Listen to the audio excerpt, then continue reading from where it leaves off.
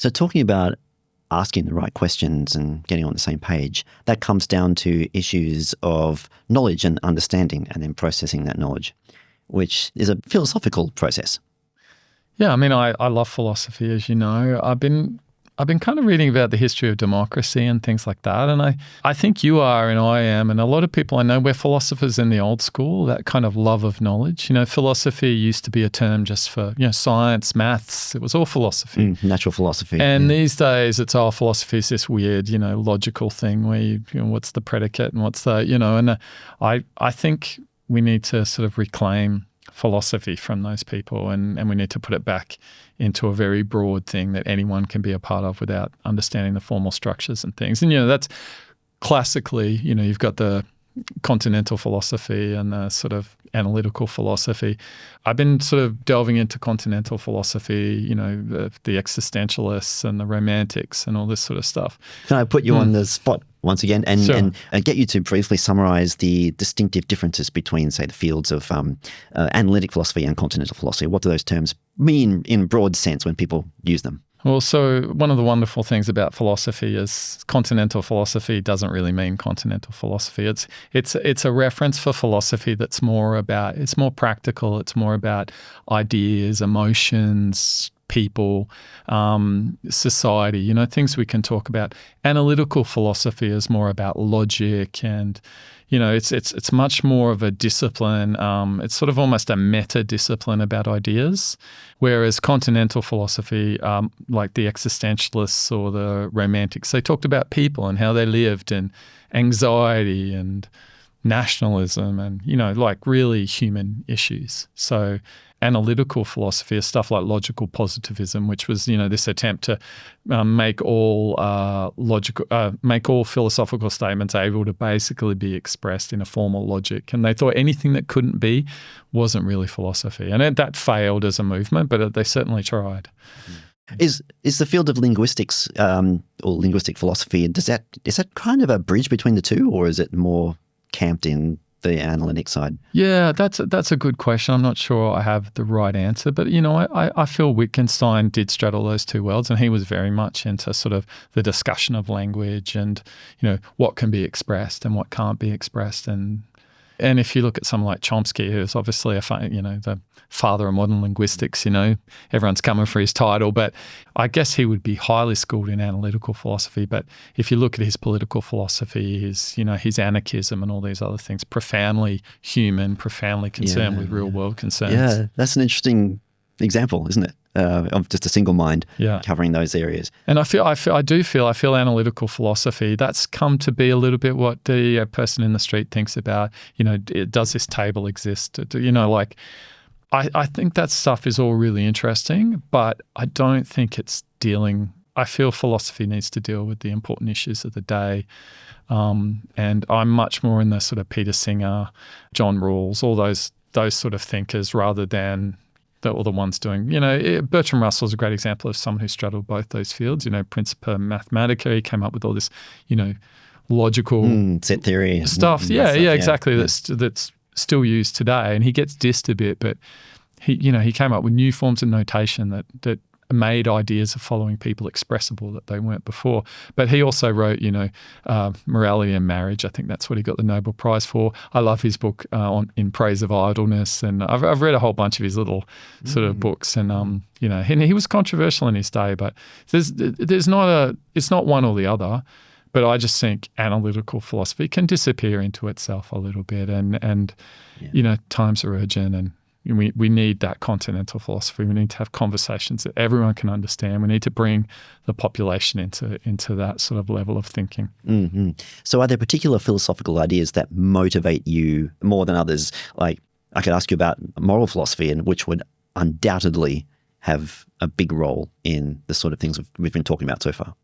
So I'm going to say I just think I, like many people, have an instinctive sort of sense of morality that I've been sort of – one of my things I think life is about is like growing into your morality and like expressing it consistently and powerfully in the world. So Immanuel Kant, who talked about the categorical imperative, that need to live so that it can be a maxim for other people, so that, everyone can have a sort of consistent level of freedom and so on. And then also his people are not means to your ends. They like hit me, and John Rawls, his original position, some of the other, I think it's called the differential equation or whatever, like all these things, they're really powerful. I don't know how much I like them because they express something in a really powerful and common way that I was already thinking. So whether they were just putting a cap on a thought I already had or just pushing me a little bit. Certainly Singer, Peter Singer, I think is, he's certainly Australia's greatest, philosopher and maybe I think he's called the most influential living philosopher. I'd put him very highly in my list of philosophical heroes, and his discussion of everything from infanticide to animal rights. I didn't read Singer until I'd already been vegan for 5 years, and I sort of felt I don't need to read it. But when I read it, it was full of new ideas and ways of phrasing things, and it was really powerful. So I never know which way the causation goes, but certainly in expressing ideas, I feel reading some of these philosophers is really powerful. Mm-hmm. Okay, let's play with some of these ideas. And let's start with the idea of suffering, which we've been talking about. And I wonder what you think the philosophical basis of our approach to minimizing suffering, or where that comes from. I feel suffering, pain and pleasure are another word for good and bad. And, Jeremy Bentham said, mankind is under the governance of two sovereign masters, pleasure and pain. But you could also look at it as in what promotes life and what doesn't promote life. Like what are pleasure and pain? What are good and bad? And they all go back to this evolutionary organism figuring out how to live and how not to live. If it could be light sensitive and could sort of walk towards the light, it would get heat and was more likely to survive. And then more and more intricate things are built up on that basic thing. But I do see this kind of basic thing of life promoting and not life promoting at the basis of it all. And so suffering, obviously fits into the not life promoting. And therefore, from a philosophical basis, if we're trying to sort of bring our sense of morality back to something tangible, something shared, because we could come up with any sort of moral system. Humans are incredibly clever. We can intellectualize anything. But if that shared thing that we can sort of start to agree on, I think we do bring it back to the evolutionary system, the promotion of life. I think that's kind of the starting point. And I think suffering, if we look at what meaning is, sometimes people go, oh, well, the universe is going to implode at some point. So everything is meaningless. But I think individual moments are meaningful, and they're certainly meaningful to sentient beings. And a being can either suffer or not suffer. I think that matters, and it doesn't have to have some point at the end of it. I think that and I profoundly see that one of the meanings of my life is not to suffer myself, but also to do what I can as part of that ecosystem of sentient feeling in the world to reduce the suffering of others. Yeah. Yeah. I think the idea of thinking about the universe is going to end in a heat death, or using that as a kind of a measure of any sort of value, it means you're arbitrarily putting a lot of weight on the aspect of time in deciding your values, which is, to me now, it really seems kind of a random thing to do. It makes more sense if you're a more future-minded person and less of a present-focused person. But even so, I can look at it and go, that doesn't mean as much as it used to. You can kind of mentally hack your way out of it by going, well, it's like trillions of years in the future anyway, which is, for all intents and purposes, in terms of our cognitive abilities, basically infinitely far. And humans may not even exist in a million years. So that, as any kind of boundary on the way you think about values, doesn't make a lot of sense to me anymore. And I think it would be pathologically dangerous to be obsessed with that idea. It doesn't make any sense from an evolutionary perspective. It does fit a little bit into that tendency we talked about of telos and, this idea that things have to have a purpose, that there's this story that has a start and the end, and there's a movement from one state to another. And that, that's not really how evolution works. That's not, but some people really feel a need to believe that. So they everything is justified. The ends, in some way, are to justify the means. But I think often all we have is means, and the ends are so unknowable. We should work towards ends, but the means are important. Yeah. Although I do wonder if one important aspect of the evolutionary direction is this sense that you are part of something with purpose, which kind of counteracts itself a little bit. Yeah, but it doesn't, like purpose, we don't know what, there is no purpose. I mean, it's just maths and laws and probabilities. Evolution's not trying to get somewhere. And this is what, Darwin didn't want to use phrases like, he didn't want to use the term evolution because it implied this increase, but he was just talking about a process. It could go forwards and backwards. It could do stupid things. It was just a process. And we do want to put a meaning onto it, and the survival of the fittest, another phrase he was loath to use. It's just survival of those who survive. It's a soulless process. It doesn't have a grand plan, and other than pushing back on entropy, trying to control the world so that it can survive. Yeah. Well, to quote Terry Pratchett, his summation of everything was "good survives," and for a 2-word phrase, that's actually a pretty efficient summary of a lot of ways of looking at good and bad and right and wrong. And of course, it's not perfect. It's a 50.1% measurement. But in the long scheme of things, when everything's smeared out, then yes, it's almost like everything we define as good, on the average, are going to be things that enhance the growth of life. You do sometimes get into a bit of a circular definition because what is good survives. I mean, it's very profoundly positive way of viewing, it's a little Panglossian, it sounds to me, this is the best of all possible worlds, which is a beautiful way to think. It's like it itself is a definition of what good is. That's how I see it. Yeah, but yeah. I think a lot of things survived that weren't good. And, who knows if some bug that gets in the back of an eye and eats out the back of the eye,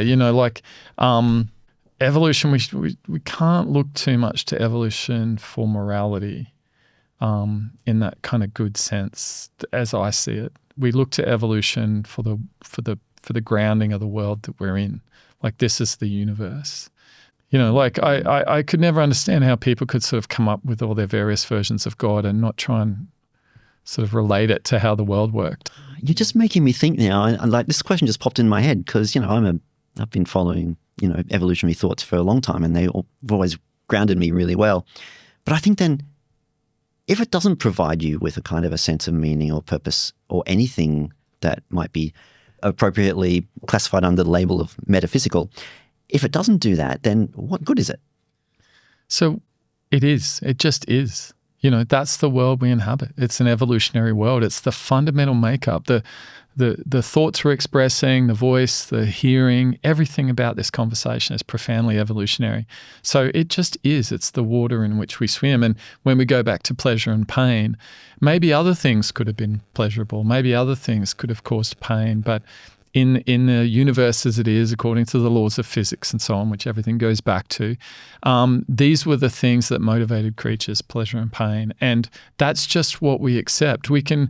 And basically pain is bad, So if we're talking about, what a life is, what a good life is, what isn't, pain, a life full of pain, for the vast majority of organisms is terrible, and vast majority of people. That's just because that's what evolution has birthed us. We're not a tabula rasa. We don't just suddenly form and we can make ourselves. This idea that the existentialists like Sartre said, existence precedes essence, and some creatures it's essence precedes existence. And he said that humans, but it's just profoundly untrue. Like, existence precedes essence for humans. Like, we come here sharing all this stuff that we share with all the other higher animals. The experience of being a mammal or being human or all these things profoundly alters the world in which we are. And the idea that you can throw that away and sort of, just come up with some sort of pure reason, we're not anywhere near that stage. We're so far away from that stage. It's kind of ridiculous to think about it. And this is profoundly the problem with, Plato's realm of ideas and a lot of religions that kind of deny the reality of the world. But evolution is the reality of the world. I don't really know how you came up with a really good ethical system, a really complete one before Charles Darwin, the book we have right here, published on the origin of species. All right, let me play with this bit and say, given that, evolution is what is, when we talk about morality and say, for example, the onus upon us to reduce suffering of other entities and even ourselves, where does that come from? Is it simply a subjective choice then to think it's important to believe that the reduction of suffering is good and that the suffering of other entities is bad? And if that's the case, would you not have to perceive the opposite view as being almost as evolutionary valid, maybe like 0.1% less? I think this is the great sort of schism, and it's between the individual and the community. And we evolved as a communal creature, but we can be profoundly selfish. We can be profoundly unselfish. These are all evolutionary strategies that we can use to succeed. And, maybe in sort of times of extreme hunger, selfishness is what you do, or maybe it's communal. And, having the option of those different strategies is great for an evolutionary being. We're getting in the realm of what, I've talked about evolution as the basis for morality to people, and they've sort of said, oh, well, that this is the naturalistic fallacy. But the interesting thing about the naturalistic fallacy is it's not really a fallacy, because sometimes merging in with what's natural is absolutely the rational thing to do. But it's not a god. Like we are kind of the gods now. I'm an atheist, and so I see us as the highest intellectual being, and it's up to us. You'll talk to someone and they'll say, "Oh, I like to believe in a god like this." My belief is they should be saying, I want to be a god like this. This is, and talking about God, and it gets all a bit weird, but I'm just basically saying we are the highest creative, imaginative force which we know in the universe. That's human beings. All the rest, maybe there's aliens on another planet. I don't believe there's supernatural beings. So it's kind of up to us to decide these very questions. And I think there is that choice. You've got those two evolutionary pathways, the pro-social, I care about others, widening the circle of compassion, or this is all about me, and I care about my family, but only because they're related to me, not through any, and I think they're both valid, and I think they're both intellectually defendable. I may not like the selfish view, and I think that leads to bad ends. I feel like, if we're talking from a utilitarian sort of maximum good for the maximum number, selfishness is no way to run a society unless you're in the tiny portion of people who are doing well. It's that pro-social thing. That's the thing that will create the best, and I think the most flourishing in society. The idea to educate everybody rather than just have the elites educated has profoundly changed the world, and is probably partly responsible for the flourishing of technology and all the sort of things we have in the last 200 years, and also going back to the printing press and so on. But it took a little while for that to get going. But I think it is valid. I think selfishness is intellectually defendable, but everything is intellectually defendable. You can say black is white and whatever you want to say. Yeah, does that? Yeah, kind of. Yeah. But that's kind of how I think about ethics. There's nothing naturalistic grounding it. It's like a discussion or a negotiation between a bunch of subjective beings. And it tends to go in a more flourishing direction when there is more truthful information and there's more detailed, a higher level of complexity in the information that is being used in the individual being to process their own sort of ethical position in a system. Most of us want certain things. We think some things are better than others. And that might come from our internal subjective experience or our understanding or even our biology. But there's enough of that tends to be common between people that we can come up with an ethical system that is a negotiation. It's not handed down from on high. It's what we decide that it is. I think there's a certain level of rationality and knowledge. Descartes, I think therefore I am everything else. I could be fooled. There could be a demon. I could be lying in a bed imagining all this. Nothing is actually ultimately, from an analytical philosophy sort of point of view, nothing is actually objective. Everything is subjective except that I exist. So this creates a problem if that's our grounding for what we're going to believe. So then we go to what is the grounding of what we believe, and I think it's the shared experience of existence, which is somewhat subjective. So there's a kind of a bit of an illusion played on us by the senses, and that is that we're the only thing that matters. We only see through these eyes, hear through these ears, taste what we taste, feel the pleasure that we feel. We don't. There's just a little mental step to say, well, other people are also undergoing this, which some animals may not actually, their level of sentience may not be able to comprehend that. What's often called a theory of mind, and certainly even small children, may not really understand the reality of other people, their mental worlds. So ultimately, I think it's in this choice to say that you are like me, you're experiencing a very similar existence to me. And I think rationality says, why would I be much more important than you or more important than anyone else? I think it's a more rational point of view other than a sort of centrist, point of view to say, actually, other people matter as well. And I'm not just, even though my senses are telling me that I'm the only thing that matters in the world, I think an intellectual sort of point of view would see the sort of that's a little bit of an illusion. Yeah, I think you just said what I tried to say, but way better. And I often get very practical in my head when I'm thinking about what is ethics. And it comes down to me, it's like, well, everybody needs food. That's what ethics is. And it's probably better if we all decide that, yes, there's food, there's enough for all of us. Like that sort of thing seems to be a really useful way for people to actually get together and decide what's right and wrong. And out of that, this reduction in suffering just kind of emerges quite almost obviously. There's a little bit of an optimistic leap, I guess, in this kind of notion that the well-being of the other entities around you in your environment is, on the average, better for your well-being.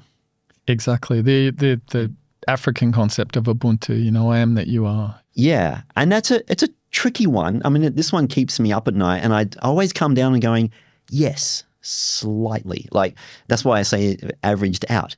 Because often there are little zero-sum games all over the place, and I'll get the stuff if you don't get it.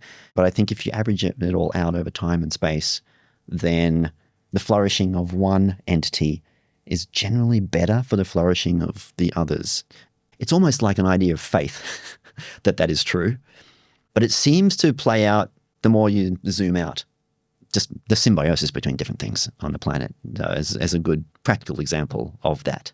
Yeah, it's kind of what's life promoting. And exactly. And if one link in the chain goes or suffers to a point of inability to function, then everything else falls with it. I don't know. It's also, there's a trap to start feeling there's a romanticism to it. And I don't like feeling that. I don't trust my sense of romanticism. If something looks beautiful to me, there's a part of me that gets immediately skeptical. Ooh. And this is a beautiful idea.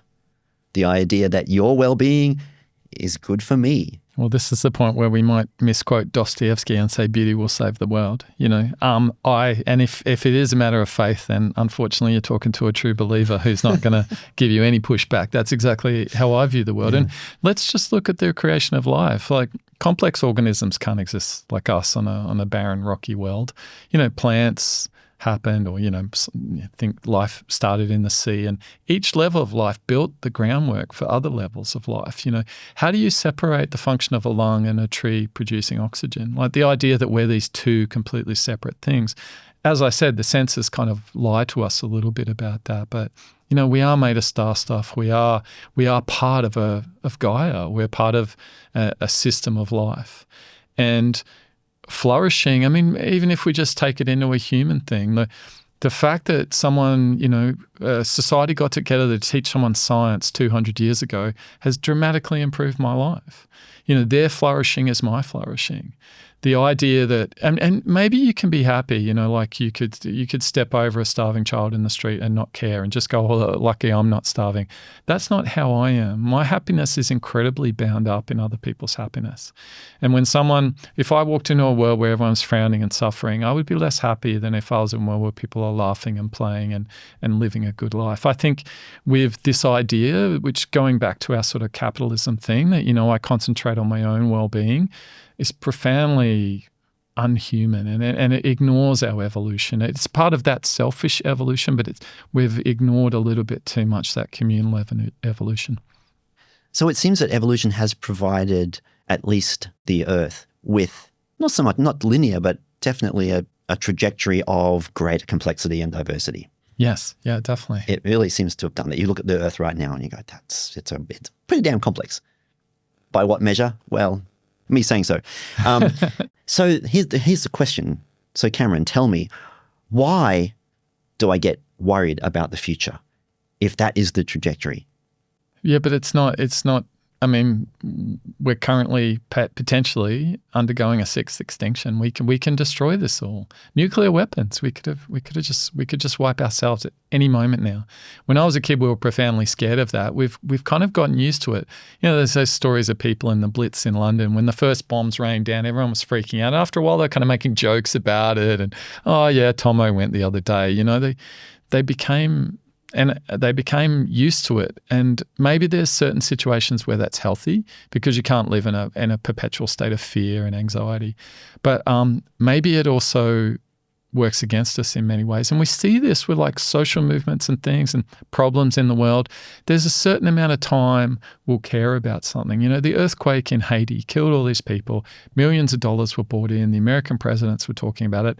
Haiti's never really recovered. Haiti's currently being overrun by gangs, but people kind of have lost an interest in Haiti, and they do that with all sorts of things. Actually, evil people rely on this. They go, just keep going. As long as we don't make any changes now, people will get sick of this and their attention. The Olympics will happen, or some celebrity will marry someone or slap someone, and the world's attention will go away. So the brain is a pattern matching thing that wants to predict the world and predict the future, and that's part of the reason for our intellect. These are the reasons we're talking through these incredible bits of technology. They're spandrels of this need to control and predict our environment, and that pattern matching brain. Even our language is all just a sort of result of that. It's not really needed. We can be evolutionarily successful without it, as every other species is, but for some magical reason we have it to this quite incredible degree, and that makes us predict the future, and that can make us anxious about the future, and we can be anxious about the future we'll never see, and I think there's something profoundly beautiful and deep about that. That it's an acknowledgement that of what I was talking about, that we're connected. See, this is where my rationalist brain gets a little bit unsettled, not in a really bad way, but it has to acknowledge that what our minds tend to do is kind of break down evolution as we know it, or makes it so complex and so multidimensional to a point where we can't see natural selection going on anymore. I mean, you could on a population level, you could sort of do it, but I mean, in terms of ideas and where humanity is going, not that evolution was ever a predictable science, which makes it a bit of an odd, you know, it's the odd person at the science party, really, evolution, in that it's not a predictive kind of science. Evolutionary speaking, our minds have killed evolution in the way that we know it. I mean, maybe not in an exact mathematical sense, but it's made it so complex and multidimensional that we cannot attribute all these natural selective kind of processes.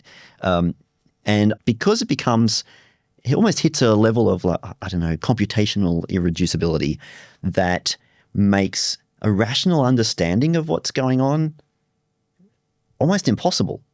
And it leaves the rational mind going, how the hell do I deal with this? And makes one want to go and start worshipping pineapples or the sun. Does that make any sort of sense? The current complexity of the world's asking too much of us, and we want to run from the challenges of rationality to a sort of a pleasant irrationality full of pineapples and sunshine, which doesn't sound too bad. So does that mean we're looking for more heuristic or sort of less rational but more internal and emotive things to grasp onto? that makes me a little nervous, but I'm starting to wonder if there's any other way around that. And so I'll worship the things that make me feel comfortable and, try to repel or destroy the things that make me feel fearful. Yeah, I mean, we do have to try not to let our instinctive responses to things control us too much, because they are evolutionary and they're not always for the greater benefit, even for our own benefit. What are the things that give you a sense of optimism in the face of the challenges, both intellectual and real, that we've talked about so far? I think there's something about the human spirit that doesn't want to be fooled. And even as I look around the world and see all these people sort of, following a sort of irrational path, getting hooked on conspiracy theories and half-truths, or, voting for leaders who have a very loose appreciation of the truth. There's something about humans that doesn't seem to would be happy with that, and that they want to know the truth. And also when you look at even the evil people in history and the ideas they've used to control people, they're often similar to ideas that I believe in, and they talk about, the society and people doing things together, and they'll come up with conspiracies about people doing evil things to control society, which they're largely doing themselves. But people are still motivated. There's still a core to those ideas. They're painting themselves in a fake way to people who really believe these things. And I feel if people actually could learn to see through them, they would act differently, and that they would act more pro-socially and more positively. It's not out of their genuine badness that a lot of people are doing things that I would feel are bad. It's about the fact that they're being led. I like that. And it's just saying we are drawn slightly more towards the truth than to untruth in the long game. And that is optimistic. There's a lovely Gandhi quote where he says, "In the midst of darkness, light prevails. In the midst of untruth, truth prevails." And I've always found that there's a truth to it. No pun intended, that I've always sort of clung to. I think, Eleanor Roosevelt also said, if the many can be reached with the truth, they will be in favor of the many rather than the few. And there's something profoundly social in us, probably from our evolution, and that's often the best part of us. It's not the only part of us. Individuality, the flourish in the individual leads to the flourishing of society, which leads to the flourishing of the individual. There's this positive process, but sometimes it's easy for people to be distracted from that by their own individuality. Cameron, thanks for talking. Thank you so much, Simon.